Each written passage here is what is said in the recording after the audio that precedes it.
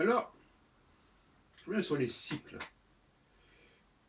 Hier, dans le cadre de notre café Philo McDo, j'ai introduit pour la première fois la question de l'astrologie et des cycles. Je crois que ça s'est assez bien passé. Je me suis assez surpris.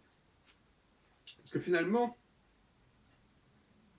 le passage en douceur de la sociologie, de la politique, de la psychologie vers l'astrologie n'est pas si évident que cela avec le dispositif astrologique traditionnel. Il n'est pas en prise véritablement. Or là, si vous regardez, si vous visionnez la vidéo en question, vous apercevrez que ça passe assez bien. Alors je voudrais compléter mon argumentation justement de ce débat, dernier café Philo McDo, du 1er juin, 1er ou 2 juin, de la façon suivante. En reliant d'abord l'astrologie à la religion, ce qui est bonne guerre, ce qui est normal. Si on prend la question du solstice d'hiver, qui correspond en gros à la naissance mythologique de Jésus, qui correspond aussi à Noël, qui se dit en italien Natale, la naissance, Bethléem, eh bien, on ne comprend pas en général ce que ça signifie. Parce que on nous dit c'est le jour la nuit la plus longue de l'année. En même temps, on nous dit oui, c'est vrai, mais c'est là que les choses commencent à s'inverser. Dans le cas de la nouvelle lune, c'est la même chose. Là aussi, il y a une dimension religieuse qu'on trouve dans le calendrier, même dans le calendrier de Pâques, dans le calendrier musulman, dans le calendrier juif. Puisque le croissant est un symbole de l'islam. C'est pour ça d'ailleurs qu'on mange des croissants pour célébrer l'échec du siège de Vienne en 1683, je crois, par les musulmans, par les Turcs. Le croissant, c'est la nouvelle lune. Et la nouvelle lune, c'est la nuit. Il n'y a pas de lune. Mais en même temps, il y a le commencement, un premier filet de lumière, qui d'ailleurs est la base même du calendrier lunaire, comme on l'appelle. Le début du mois, c'est la nouvelle lune. C'est le premier filet de lune, c'est le premier croissant de lune. Et d'ailleurs, autrefois, dans l'Antiquité, il y avait des guetteurs qui annonçaient le tout premier croissant de lune, ce qui déclenchait le processus, ce qui réinitialisait le processus mensuel. Autrement dit,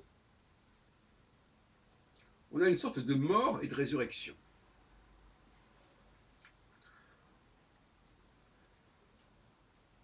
La nouvelle lune, c'est la mort du cycle.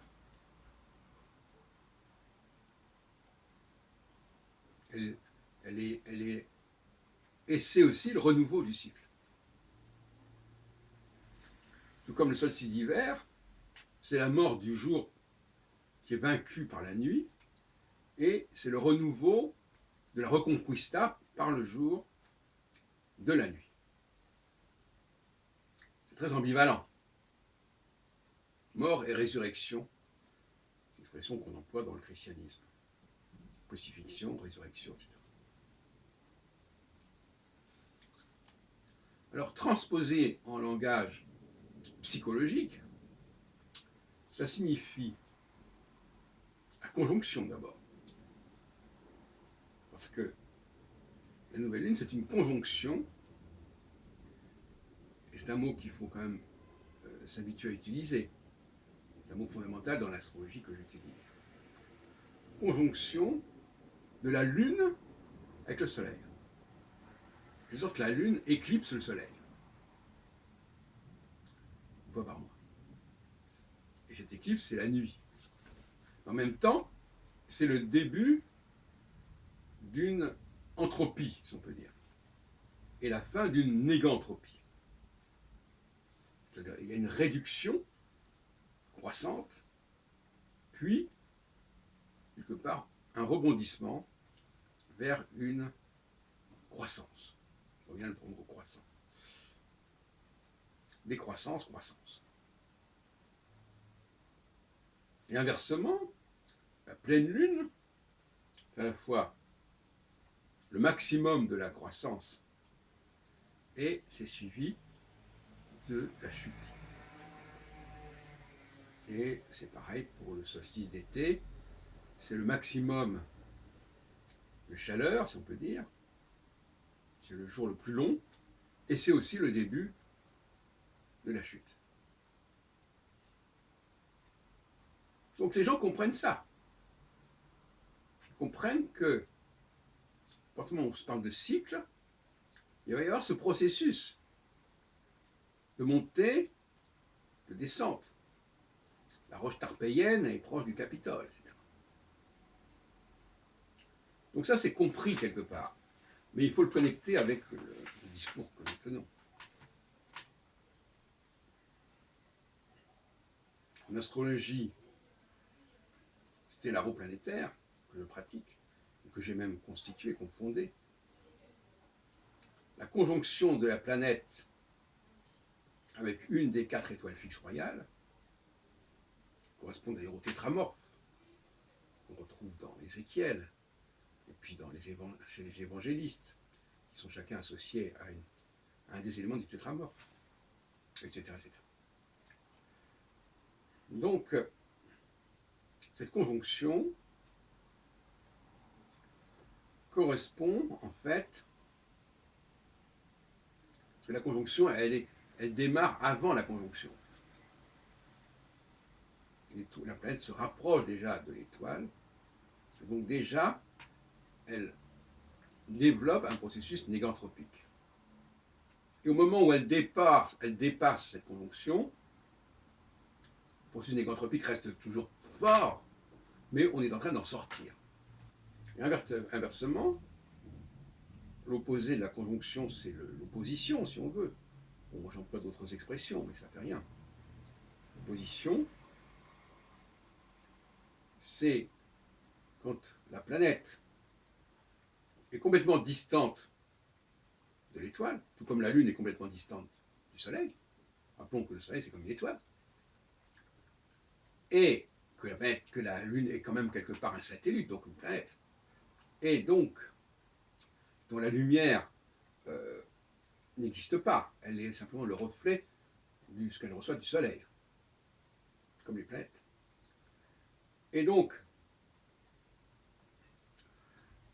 il y a le processus inverse, à savoir que le processus anthropique arrive à son apothéose avec l'opposition, et en même temps, il va amorcer une descente de type négantropique, c'est-à-dire de type restriction, limitation, frontière, etc. Pour employer notre langage, on passe de l'entropie de droite à la négantropie qui est à gauche. C'est un autre sujet, mais tout ça, ça s'intercale, ça se connecte. Voilà, donc c'est ça que je voulais vous dire.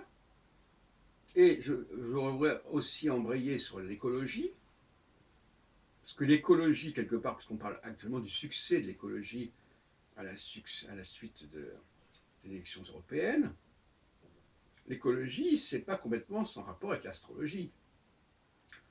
L'écologie, c'est le global, c'est le collectif, c'est le planétaire. Et l'astrologie, elle dépasse complètement les frontières, évidemment. Elle parle de processus cycliques qui sont qui n'ont rien à voir avec, c'est comme l'histoire du nuage de Tchernobyl, ça n'a rien à voir avec les frontières.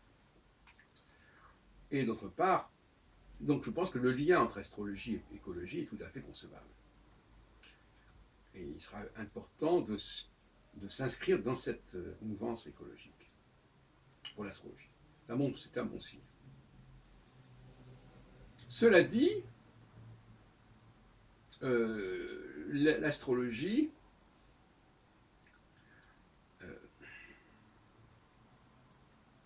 elle nous parle d'une cyclicité qui est occultée justement par tout ce fouillis juridique, tout ce fouillis des frontières, des États, etc., des langues.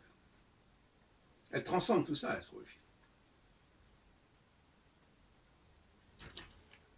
Et c'est dans cela qu'il faut la considérer désormais pour le XXIe siècle.